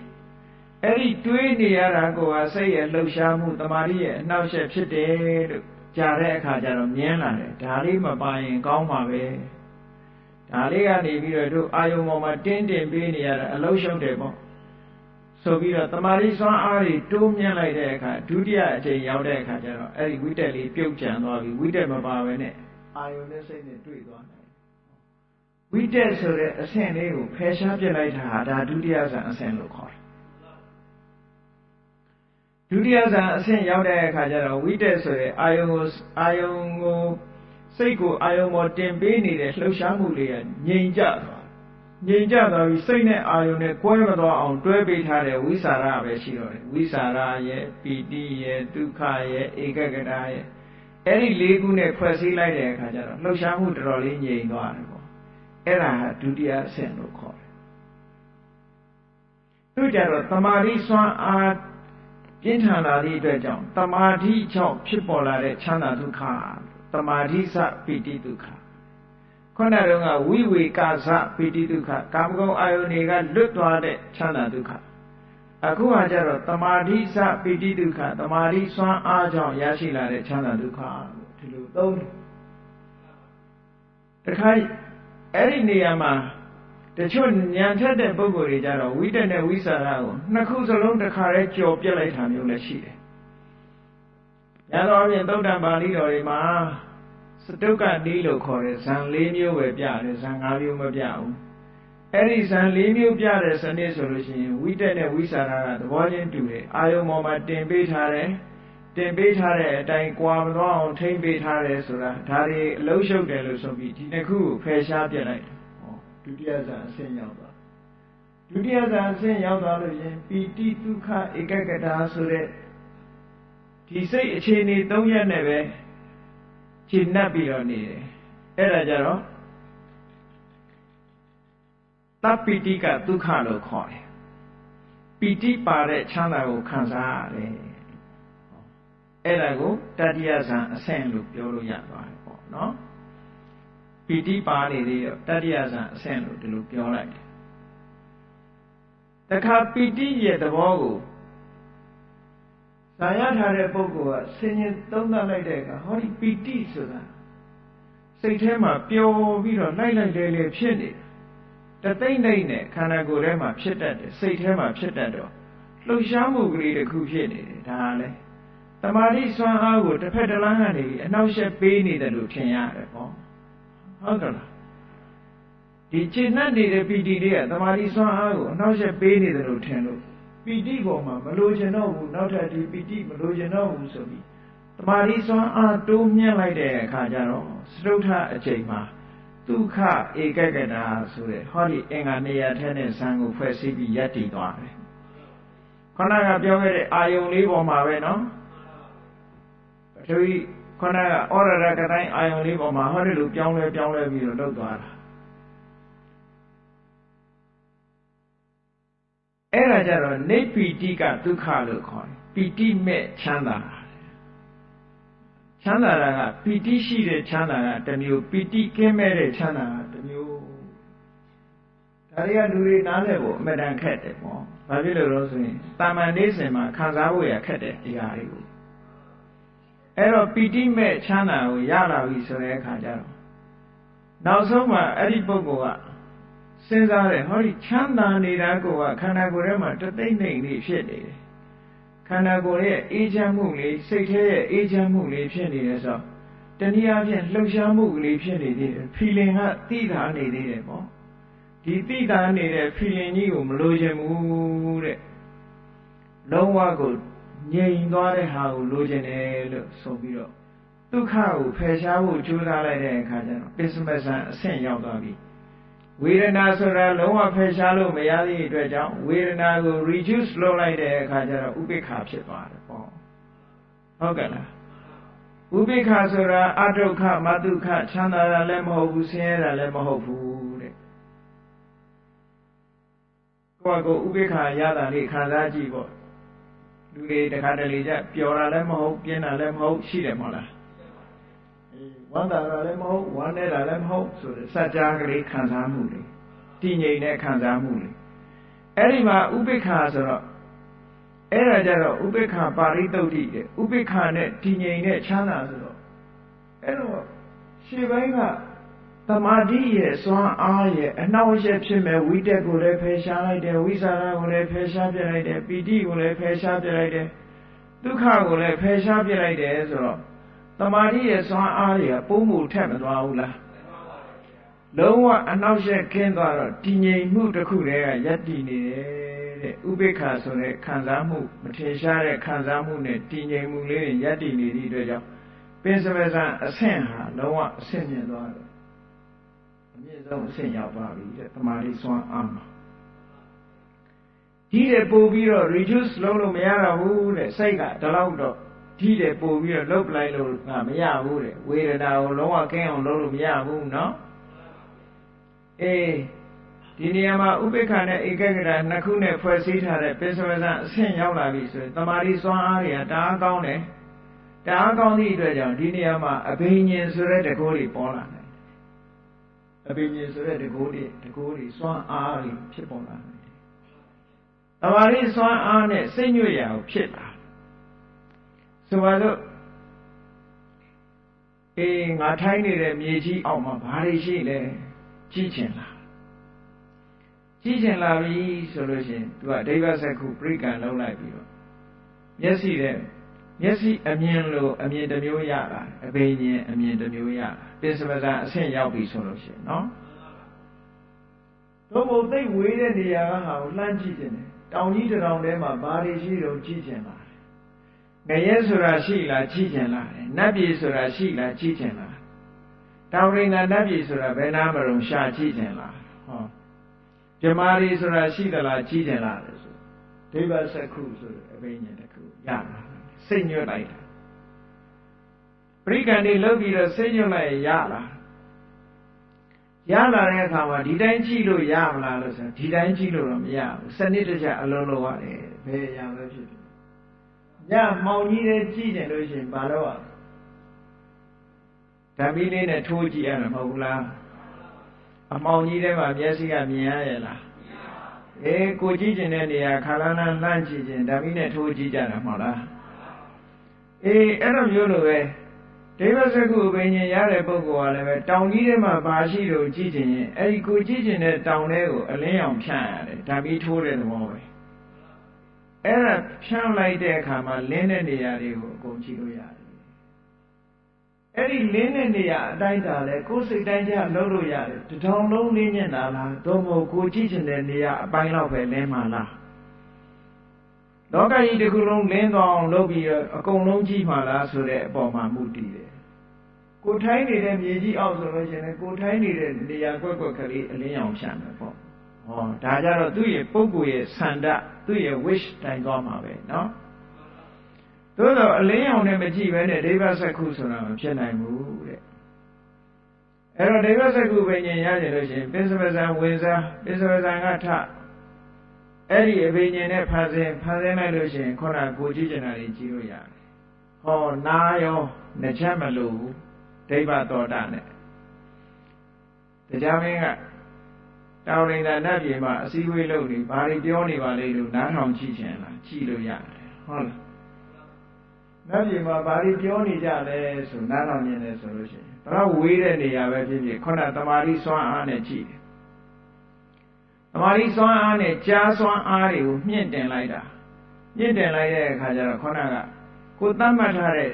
နယ်ပယ်အတွင်းမှာရှိတဲ့အတန်တွေကိုကြားလာရတယ်ကိုကြားကျင်တာတွေကြားလာတယ်ဒါကိုဒိဗ္ဗသောတာအဘိညာဉ်လို့ခေါ်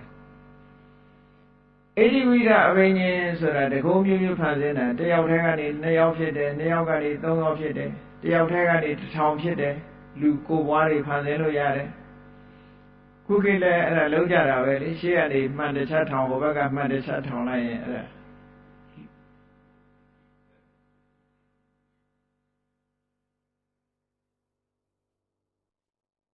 သိမ့်တန်ဖရာဆိုပြီးလှုပ်ထားကြတာရှိတယ်လေ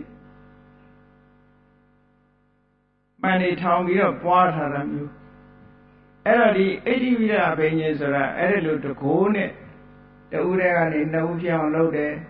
ပေါ်လာတာကိုပျောက်သွားအောင်လုပ်နိုင်တယ်ပျောက်နေတာပေါ်လာအောင်ဘွားကနေပေါ်အောင်လုပ်နိုင်တယ်အမျိုးစုံဆိုပါလို့အဲ့ဒါတွေဟာစိတ်ဆွမ်းအားကိုပိုင်နိုင်သွားပြီဆိုတဲ့အချိန်မှာဟောဒီဇာအဘိညာဉ်တွေရပြီဆိုရင်အကုန်လုံးလို့ရ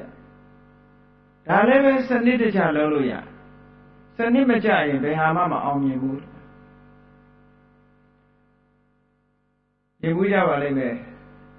ရုပ်ရှင်ကားတွေထဲမှာတရုတ်ပြည်ကမဟာတတိုင်းကြီးကိုဟိုဘက်ဖောက်ပြီးတော့ဝင်သွားတာဒီပါလေနော်တကယ်အဘိညာဉ်တွေကတော့ဖြစ်တယ်အဲ့ဒါရုပ်ရှင်နဲ့ရိုက်ပြတာမဟုတ်တကယ်ဖြစ်နိုင်တယ်တကယ်ဖြစ်တာဘယ်လိုပုံနဲ့ဖြစ်ရတာလဲအဲ့ဒါလဲစနစ်တကျလုပ်ရတောင်ကြီးတွေကိုဝင်သွားခြင်းနဲ့ဆိုလို့ရှိရင်ဘာလုပ်မလဲကိုဝင်မဲ့နေရအပေါက်အရင်ဖန်တီးရအပေါက်မရှိပဲဒီတိုင်းတိုးဝင်လို့တော့မရဘူးသိချာဝိညာဉ်ပြီဆိုလို့ရှိရင်အပေါက်ကိုအရင်ဖန်တီးပြီးတော့မှအဲ့ဒီထဲကိုဝင်ရတယ်သို့မဟုတ်ဒီတိုင်းရမ်းစွဝင်လို့ကမရဘူးတဲ့နော်ရှင်မမောဂလန်မထေရမြတ်ကြီးကအလွန်ကြီးညိုစရာကောင်းတယ်အဲ့ဒီအဘိညာဉ်တွေနဲ့ပတ်သက်လာလို့ရှိရင်ရှင်မမောဂလန်ကြီးကဣတိဝိဒအဘိညာဉ်မှာနေ့တိုင်းလေ့ကျင့်အားရင်ဒါပဲလို့ဒါမို့နန္ဒောပဏ္ဏနဂါမင်းနဲ့ဒီနန္ဒောပဏ္ဏနဂါမင်းကိုဆုံးမတဲ့အခါမှာတခြားကိုယ်တော်တွေကိုမြတ်စွာဘုရားဆုံးမဖို့ခွင့်မပေးဘူးဘာလို့လဲဆိုသူ့လောက်မြန်မြန်မလုပ်နိုင်ကြဘူးမလုပ်နိုင်ဘူးဒီကိုယ်တော်ရှိတယ်ရှိပြီမဲ့လို့နေရင်ကိုခံရမှာပဲလေရှင်မောကလန်လို့သက်လက်ချက်ချမှုတွေဘာလို့ဆို၄ချိန်မှသွက်တာဒါဟိုတိုင်းသမားတွေလို့ပေါ့အများအား၄ချိန်တည်းမလေးကျင်ကိုကနေရင်တစ်ချက်နေသွားတစ်စက္ကန့်နောက်ကျသွားရင်ကိုခံရရမှာအဲ့ဒါကြောင့်မို့လို့ရှင်မောကလန်တကားကိုပဲမြတ်စွာဘုရားခွင့်ပြုတယ်ငကားကြီးနဲ့ဘယ်နေရာမှာအခက်ဆုံးလုံးဆိုလို့ရှိရင်ငကားကြီးရဲ့ပါးစပ်ထဲဝင်ပြီးတော့ပြန်ထွက်တယ်ပြန်ထွက်တော့သင်ဘယ်သူလဲငါမောကလန်ဆိုရင်ပြသမ်းမှာမောကလန်ကိုဆိုဖန်ဆင်းပြရတဲ့အချိန်ပိုင်းလေးပါငကားကဖုဝင်တဲ့နာလေးမှုတ်လိုက်တာအဲ့ဒီအချိန်မှာမကလိုက်နိုင်လို့ရှင်သွားပြီအဲ့ရဟန္တာပဲပြဖြစ်သွားမှာပဲအဲ့ဒီအဆင့်လေးဟာအလွန်မြန်ဖို့လိုတယ်လို့ပြောတာနော်ဒါကြောင့်မို့လို့မြတ်စွာဘုရားကျတော့ ဒါတော့ဘုရားကိုတော့ထည့်မပြောနဲ့ပေါ့တပည့်တွေကရှမောကလန်ဟာဒီနေရာမှာလေးကျင့်ထားလို့ရဆုံးပဲမြတ်စွာဘုရားကျတော့စွန့်ရည်တတ္တိတွေကအင်မတန်မှပြေဝထက်သန်သည့်အတွက်ကြောင့်ကြည့်သူမချာနာသတင်းနဲ့မှပါတချင်းကြီးမှခဏခဏကြားဦးရလိမ့်မယ်ဗမာတွေနော်သူမချာနာတချင်းအရာထဲမှာသိတော့မင်းဟာသူမချာနာပါဘူးကွာမထူးပါဘူးလို့ဆိုတဲ့အဓိပ္ပာယ်နဲ့ပြောမဟုတ်ဘူးထူးတယ်သို့တော့အချိန်ပိုင်းဟာမချာနာဘူးဆိုတဲ့အဓိပ္ပာယ်ကိုပြောတယ်ထူးတယ်မှာအလုံးကိုထူးတယ်မြတ်စွာဘုရားကရေနဲ့မီးနဲ့အစုံဆန့်ကျင်ဘက်ကိုဖန်တီးပြီးတော့ပြတဲ့အလုပ်ဟာအမတန်မှလင်ညာလို့လုပ်လို့ရတာတဲ့ဝင်စားတဲ့အဆင့်တွေတစ်ခုပြီးမှတစ်ခုလုပ်လို့ရတယ်သို့မဟုတ်ကြည့်တဲ့လူရဲ့မျက်စိထဲမှာတပြိုင်တည်းလို့ထင်ရလောက်အောင်မြန်ရမယ်ပေါ့ဒါကြောင့်မို့ပိဿဝကနာဇောစိတ်တွေဟာမြတ်စွာဘုရားရဲ့ပိဿဝကနာဇောစိတ်ဟာ၄ချိန်လောက်နဲ့ပြီးတယ်လို့ပြောတာဆင်ញင်တဲ့စိတ်ကလေးက၄ချိန်လောက်လေးနဲ့ပဲပြီးအောင်လုပ်ရသိဉာဏ်အောင်လုပ်ရတယ်လို့ဆိုတော့အဲ့ဒီရေမီးအစုံတကောပြာကြီးဟာပြတာကိုယမကပါဠိဟာတွေကယမကဆိုတာအစုံဆိုတဲ့အဓိပ္ပာယ်ရတယ်ရေနဲ့မီးနဲ့အစုံပြတယ်ဆိုပါစို့ဥပမာပဲလက်ရဘက်မျက်လုံးတော်ကမီးတွေပန်းထွက်နေတဲ့အချိန်မှာလက်ဝဲဘက်မျက်လုံးတော်ကရေတွေပန်းထွက်ဒီလိုအစုံလိုက်ပြနှာခေါင်းတွင်းကလည်းပဲလက်ရဘက်နှာခေါင်းပေါက်ကနေပြီးတော့ရေတွေပန်းထွက်နေရင်လက်ဝဲဘက်နှာခေါင်းပေါက်ကမီးတွေပန်းထွက်အဲ့ဒီမှာရေထွက်အောင်ကအာဘောဂတိုင်းဝင်စားပြီးတော့အာဘောဂတိုင်းနဲ့ဖန်ဆင်းရတယ်ပင်ញင်နဲ့ဖန်ဆင်းရတယ်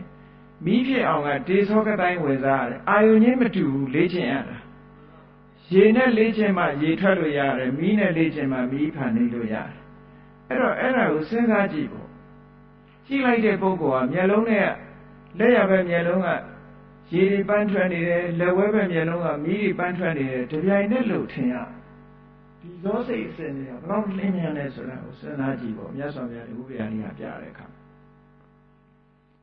အဲ့ဒီအချိန်မှာကြည့်တဲ့လူကမျက်တောင်လေးတစ်ချိန်ခတ်လိုက်တာနဲ့တပြိုင်တည်းဘယ်ဘက်ညာဘက်ပြောင်းသွားတဲ့ရေနဲ့မီးက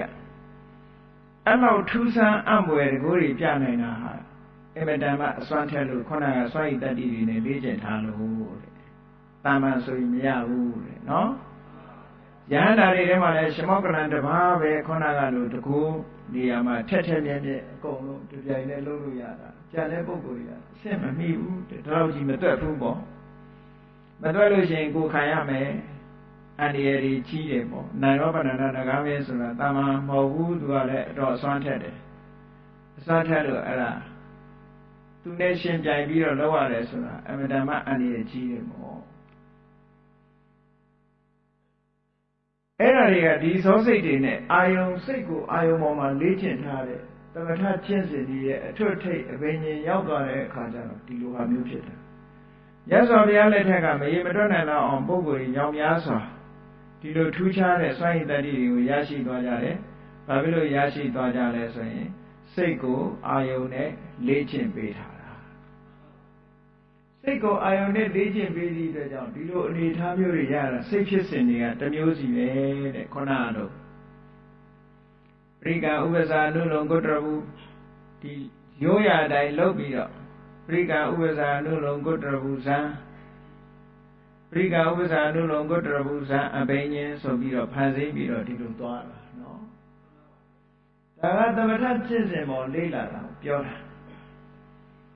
တခါစိတ်ကိုဝိပဿနာအာယုန်နဲ့လေ့ကျင့်တာကြတော့သူကတစ်မျိုးဝိပဿနာအာယုန်နဲ့လေ့ကျင့်ရမယ်ဆိုရင်တစ်မျိုးယုံနာဓမ္မသင်္ခါရတွေပေါ်မှာသူကြတော့စိတ်ကိုအာယုန်နဲ့လေ့ကျင့်ပြီးဆိုတဲ့အခါမှာမျက်စိလည်းမိတ်ထားပဲနားလည်းပိတ်ရဟုတ်လားပိတ်တယ်ဆိုတာအဲ့ဒီကအာယုန်တွေကိုအာယုန်မပြုတော့ပဲနဲ့ဝိပဿနာကျင့်စဉ်ရောက်လာပြီဆိုရင်မနောဓာရမှာပို့ပြီးတော့အလုံးလုံးလာရမယ်စိတ်ထဲမှာပို့ပြီးတော့အလုံးလုံးလာသို့တော့ဓာရ၅ပါးကဉာဏ်နဲ့ဓာရတွေကဝင်လာတဲ့အာယုန်ကိုမမှတ်ရဘူးလို့ပြောတာမဟုတ်ဘူးနော်မျက်စိကမြင်တဲ့အာယုန်နဲ့မှတ်လို့ရတယ်ဒါရှေ့ပိုင်းကလောက်တာတွေကိုပြောတာနားကကြားတဲ့အတန်ကိုလည်းမှတ်ရတယ်မှတ်တယ်ဆိုတာဘာပြောတာကြားရင်ကြားတယ်ကြားတယ်နဲ့မှတ်တယ်မြင်မြင်နဲ့မြင်တယ်နဲ့မှတ်တာဘာလောက်တာလဲဆိုတတိနဲ့တံပစင်ညာကိုလေ့ကျင့်နေတာလို့ခေါ်တယ်အဲ့ဒါ ဆိုရင်လူတွေကကြားလိုက်တာဟိုတခြားတွေးချင်းတွေးနေမှာလေကြားတယ်ဆိုတဲ့ပုံမှာသိချင်မှသိလိုက်တာဒါကြောင့်မို့လို့တတိမမှုဂုမမြင်ဆိုတာလေလူဆိုတာကြားချင်မှကြားလိုက်တာခါကလေးအနာနာကပ်ပြီးတော့ဟိုမှာခေါင်းလုံးတီးရတော့မှကြားချင်မှကြားတယ်ခါလေးအတွေးလွန်နေမကြားဘူးအဲ့ဒါကြောင့်မို့လို့ဓဝရ6ပါးမှာထင်လာတဲ့အာယုန်တွေကိုမှတ်ရင်နဲ့နောက်ဆုံးကျတော့မနောဓဝရမှာထင်လာတဲ့အာယုန်တစ်ခုနဲ့ဆက်လက်ပြီးတော့အလုံးလုံးသွားတယ်အလုံးလုံးသွားတဲ့အခါမှာယုံနာဓမ္မသင်္ခါရတွေရဲ့သဘာဝလက္ခဏာလို့ဆိုတဲ့ individual characteristic သူ့ရဲ့သဘာဝလက္ခဏာတွေကိုကြည့်ရမယ်နံပါတ်1ယုတ်တရားရဲ့သဘာဝလက္ခဏာနံတရားရဲ့သဘာဝလက္ခဏာပင်ကိုအရှိတိုင်းဆိုပါစို့ဖတ်တာဆိုရင်အာယုန်နဲ့ထိတဲ့တွေ့တဲ့လက္ခဏာရှိတယ်ဝေဒနာဆိုရင်ခံစားတဲ့လက္ခဏာရှိတယ်ဒါသဘာဝလက္ခဏာခေါ်ပထဝီဆိုရင်မာတယ်ပြော့တယ်အာဘောဆိုရင်ဖွဲ့စည်းတယ်ရေဖြောတယ်ဆိုတဲ့ဒီလက္ခဏာအဲ့ဒီလက္ခဏာတွေကိုကြည့်တာသဘာဝလက္ခဏာသဘာဝလက္ခဏာကြည့်လိုက်ခြင်းအပြင်ပထဝီကိုလည်းတွေ့တယ်အာဘောကိုလည်းတွေ့တယ်ဖတ်တာကိုလည်းတွေ့တယ်နာနေတဲ့ဝေဒနာကိုလည်းတွေ့ပြီဆိုတဲ့အခါမှာအဲ့ဒီသဘာဝလက္ခဏာတွေပေါ်မှာအလုံးလုံးရင်းကနေပြီးတော့ထပ်ဆင့်တွေ့လာတာဘာလို့ဆိုရင်မမြဲတဲ့သဘောဆင်းရဲတဲ့သဘောမမြဲတဲ့သဘောကိုအရင်တွေ့လာမှာပဲမမြဲတဲ့သဘောတွေ့လာပြီဆိုလို့ရှိရင်မမြဲတဲ့အရာတစ်ခုဒီခြေနှက်เสียမကောင်းတော့ကြောင့်ဖြစ်မှုပြည့်မှုကြီးကအမြဲနှိမ့်ဆက်နေတာလို့ထင်ရတော့ကြောင့်ဒုက္ခဆိုတဲ့သဘောကိုတွေ့လာဒုက္ခဆိုတဲ့သဘောတွေ့လိုက်တာနဲ့တပြိုင်နက်အနတ္တကိုမပိုင်ဘူးသူဟာသူဖြစ်နေတာကိုကအုပ်ချုပ်လို့မရဘူးလို့ဆိုတဲ့ကိုမပိုင်တဲ့အနတ္တသဘောကိုလည်းတွေ့လာဟောအနိစ္စဒုက္ခအနတ္တလို့ဆိုတဲ့သဘာဝတရားလက္ခဏာတွေတခုခုမြင်လိုက်တာနဲ့တပြိုင်နက်ဝိပဿနာလမ်းကြောင်းပေါ်စတင်ရောက်သွားပြီလို့ဒီလိုမှတ်ဒါလည်းစိတ်ကိုအာယုန်နဲ့လေ့ကျင့်တာပဲဝိပဿနာကျင့်စဉ်နဲ့စိတ်ကိုအာယုန်နဲ့လေ့ကျင့်လိုက်တာအေးအကျယ်တော့မပြောတော့ဘူးအကျယ်ကတော့အဲ့ဒါရိတ်တာလေးမှာခေါ်နေတာပဲเนาะအဲ့ဒါလို့စိတ်ကိုအာယုန်နဲ့လေ့ကျင့်ပေးလိုက်တဲ့အခါကျတော့ဉာဏ်စဉ်တွေဟာတစ်ခုပြီးတစ်ခုတစ်ခုပြီးတစ်ခုတစ်ခုပြီးတစ်ခုအသိဉာဏ်တွေထူးခြားမှုတွေထက်မြက်လာတယ်တမာတိစွမ်းအားတွေရင့်လာတယ်ဉာဏ်စွမ်းအားတွေရင့်လာတယ်နောက်ဆုံးကျတော့သင်္ခါရတွေပေါ်မှာဒီစိတ်တည်တည်ငြိမ်ငြိမ်ထားနိုင်တဲ့ချစ်ချင်းမုန်းခြင်းဆိုတာခင်းပြီးတော့အစစ်မြင့်သွားတဲ့အသိဉာဏ်တစ်မျိုးဖြစ်တဲ့သင်္ခါရုပ္ပခါဆိုတဲ့ဉာဏ်ကိုရသွားသင်္ခါရတွေပေါ်မှာလစ်လျူရှုနိုင်တဲ့သင်္ခါရတွေပေါ်မှာစိတ်ဟာစိတ်ပြည့်ခြင်းငြင်းငွေခြင်းမုန်းခြင်းချစ်ခြင်းဆိုတာတွေမရှိတော့ဘဲနဲ့သူ့ရဲ့သဘာဝကိုသိပြီးတော့စိတ်တည်ငြိမ်မှုရလာပြီအဲ့ဒီတည်ငြိမ်မှုရလာပြီးဆိုတဲ့အချိန်မှာဘာတွေလာတော့ဆိုရင်စိတ်အစဉ်လေးကနောက်ဆုံးအဆင့်ရောက်လာပြီဆိုလို့ရှိရင်စိတ်ကိုလေ့ကျင့်လိုက်လို့ဝိပဿနာကျင့်စဉ်နဲ့စိတ်ကိုလေ့ကျင့်လိုက်ရင်နောက်ဆုံးရောက်လာမယ့်ဟာကခုနကပြင်ဆင်နေတဲ့ပရိကံဆိုတဲ့မဟာကုသိုလ်ဉာဏ်တမျိုးစောမယ်ပထမသောဒုတိယသောကဥပ္ပစာတတိယသောကအနုလုံစတုထသောကြတော့ဂုတ္တရဘူးဆိုတာလေးလာပြီးလိုက်လို့ရှိရင်ဂုတ္တရဘူးလို့ဆိုလိုက်တာနဲ့တပြိုင်နက်သင်္ခါရတွေမမြင်တော့ဘူးချုပ်သွားပြီသူယူလာတဲ့အာယုန်တွေကရှေ့ပိုင်းကသင်္ခါရတွေနဲ့ပဲစခန်းသွားနေတယ်လူရဲ့စိတ်ဟာအကုန်လုံးသင်္ခါရအာယုန်နဲ့ပဲစခန်းသွားနေတာတစ်သက်လုံးအေးဂုတ္တရဘူးရောက်လာတဲ့တပြိုင်နက်သင်္ခါရနဲ့စခန်းမသွားတော့ဘူးသင်္ခါရတွေငြိမ့်သွားတာနဲ့သွားတွေ့တယ်သင်္ခါရဆိုတဲ့အာယုန်ကိုလွတ်လိုက်ပြီတဲ့လွတ်လိုက်တော့နိဗ္ဗာန်ဆိုတဲ့သင်္ခါရကင်းတဲ့ဒီအာယုန်တစ်ခုအသည့်အဆန်းတစ်ခုကိုလှမ်းမြင်လိုက်ရပြီအဲ့ဒီဂုတ္တရဘူးစိတ်ဖြစ်ပြီးတာနဲ့တပြိုင်နက်ဂုတ္တရဘူးကတတ်မှတ်ပေးတဲ့နိဗ္ဗာန်ဆိုတဲ့အာယုန်ပေါ်မှာပဲ message ကလေးဖြစ်လိုက်တော့လူရဲ့တဏ္ဍာဘဝတန်ရာကပါလာတဲ့အနုတ္တယဓာတ်နဲ့ဂိမ်းနေတဲ့ကိလေသာတွေဟာအစဉ်စဉ်ငြိမ်းသွားတယ်သောတာပတိမဲ့ဆိုရင်ဒိဋ္ဌိနဲ့ဝိသိကိစ္စငြိမ်းသွားတယ်ဟုတ်လားအော်စိတ်ဖြစ်စဉ်ကဒီတိုင်းပဲပရိကံဥပ္ပစာအနုလုံဂုတ္တရဘူးသောတာပတိမဲ့ပြီးရင်သောတာပတိဖို့သောတာပတိဖို့ဆို2ကြိမ်တော့ဖြစ်ပြီးတဲ့အခါကျဇော9ကြိမ်ပြည့်လို့တစ်ခါပြီးသွားတယ်နောက်တစ်ခါပြန်ဝင်စားရင်မဲ့ဆိုတာမလာတော့ဘူးဖရတ္တဘာဝဝင်စားရင်ပရိကံဥပ္ပစာအနုလုံဟောဒီဝိပဿနာနဲ့ပဲသွားရမယ် ဒီဖို့ကိုပြန်လို့ခြင်းပြီးဒီအဆင့်ကိုပြန်ရောက်ခြင်းလေဆိုရင်ဝိပဿနာလမ်းကြောင်းကထပ်လျှောက်ပြီးလို့ချင်းပရိကံဥပ္ပဇာအနုလုံကုတ္တရဘူးသောဘောဝရံပြီးရင်ဖို့ဟောဖို့စိတ်တွေနဲ့ယူရတနေ့လုံးနေတာဖို့စိတ်ဆိုတာနိဗ္ဗာန်ကိုအာရုံပြုနေတာပရိကံဥပ္ပဇာအနုလုံဆိုတဲ့စိတ်တွေကတော့သင်္ခါရအာယုန်နဲ့အဲ့သင်္ခါရအာယုန်ကိုဥပမာမဲ့လမ်းကြောင်းကြီးတစ်ခုကိုရှောက်လိုက်တာလမ်းဆုံးသွားတာနဲ့တပြိုင်နက်ခြိုက်ကြီးတွေ့တာမျိုးဘာမှမရှိတော့တာတွေ့တာလို့ပဲသင်္ခါရအာယုန်တွေပေါ်မှာရှောက်လန်းသွားရင်းနဲ့သင်္ခါရတွေချုပ်ဆုံးသွားတဲ့နေရာကိုတွေ့သွားတာအဲ့ဒါနိဗ္ဗာန်ခံမှန်းပြောဆိုတာဟုတ်ကဲ့အဲ့တော့သင်္ခါရတွေဒါမို့လို့သင်္ခါရနာအပ္ပုတ္တိမတ္တမသင်္ခါရတွေမဖြစ်ဖဲနဲ့သင်္ခါရတွေချုပ်ငြိမ်းသွားတဲ့နေရာဒါနိဗ္ဗာန်ပဲလို့ဒီလိုပြောတာနော်ရှေ့ပိုင်းကစိတ်တွေအလုံးဟာသင်္ခါရအာယုန်နဲ့စခန်းသွားတာသင်္ခါရပေါ်မှာတွေးနေတဲ့အတွေးတွေနဲ့သွားပြီးတော့နောက်ဆုံးအဲ့ဒီသင်္ခါရအာယုန်တွေတဖြည်းဖြည်းရောသွားပြီးနောက်ဆုံးသင်္ခါရအာယုန်တွေပျောက်ထွက်သွားတယ်ပြတ်ထွက်သွားပြီးသင်္ခါရမရှိတဲ့အာယုန်တစ်ခုကိုရသွားတယ်အဲ့ဒါဖို့စိတ်တွေနဲ့တဏှေကုံနေလဲတဏှေကုံဖို့စိတ်တွေပဲဖြစ်နေမှာပဲထိတ်ထားနိုင်တယ်ဒါဖလားသမဘာဝင်စားတယ်လို့ခေါ်တယ်အဲ့ဒီတိုင်းပဲသောတာပန်ဖြစ်ပြီးရင်နောက်သဂရဂံဖြစ်ဖို့အတွက်ဝိပဿနာကျင့်စဉ်ကိုတိုးမြင့်ရမယ်သဂရဂံဖြစ်ပြီးအနာဂံဖြစ်ခြင်းဝိပဿနာကျင့်စဉ်ကိုတိုးမြင့်ခြင်းရမယ်level ချင်းဒီဂရီချင်းမတူဘူးအနာဂံဖြစ်ပြီးယန္တာဖြစ်ဖို့အတွက်ဝိပဿနာအစွမ်းအားကိုတိုးမြင့်ရမယ်တိုးမြင့်တဲ့အခါကျတော့ယန္တာဖြစ်လောက်တဲ့ဝိပဿနာစွမ်းအားရပြီဆိုလို့ရှိရင်အရဟတမေအရဟတဖို့ရောက်ပြီးဝိပဿနာ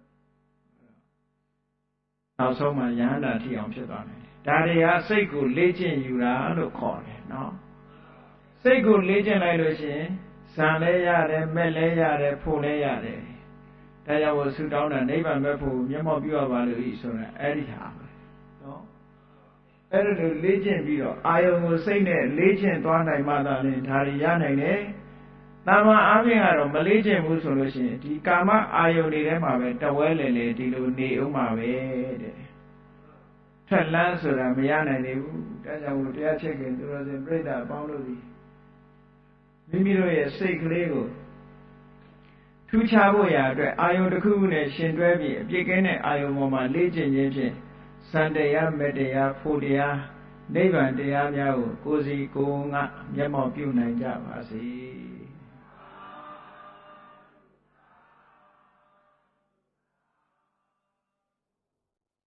မေတ္တာပို့ရအောင်တတ္တဝါများစွာဖေးရန်กว่าချမ်းသာကြပါစေတတ္တဝါများစွာဖေးရန်กว่าချမ်းသာကြပါစေမေတ္တာရေချမ်းသောငါဖြံငြိမ်းချမ်းကြပါစေမေတ္တာရေချမ်းသောငါဖြံငြိမ်းချမ်းကြပါစေသက်ရှိကျမ်းမာစိတ်ချမ်းသာလူရဆန္ဒပြေပါစေသက်ရှိကျမ်းမာစိတ်ချမ်းသာလူရဆန္ဒပြေပါစေဖုံလန္တာဒုက္ခပင်ကစားမေတ္တာပုံနေတုသင်္ကမမနောတရတိသဗ္ဗေတံပဝါယံတုဒုက္ခန္တကာမေတ္တာပုံနေတုသင်္ကမစုပေါင်းပူအမေတ္တာတဟုရောင်ယူပါဝင်ငွေလာမင်းနှင့်ရောင်ရင်ရှေယုံပေါင်းဆောင်ရခြင်းကြောင့်သဗ္ဗေတံကျွင့်မဲ့ဥတုံလုံးစုံများစွာတတ္တဝါတို့၏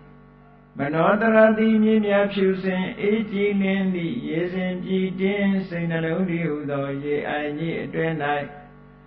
ဒုက္ခပင်ကစားစင်ထဝရအေးမြကြည်သာတာယာပွင့်လန်းချမ်းသာဒုက္ခတည်ဟူသောကုမုတ္တရာကြာပန်တို့သည်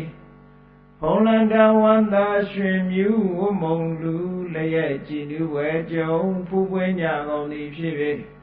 သူခန္ဓာကလေအောင်လေးတဲ့ရောရှက်သင်ပြန်ပီတိတိဟုသောယနံတို့သည်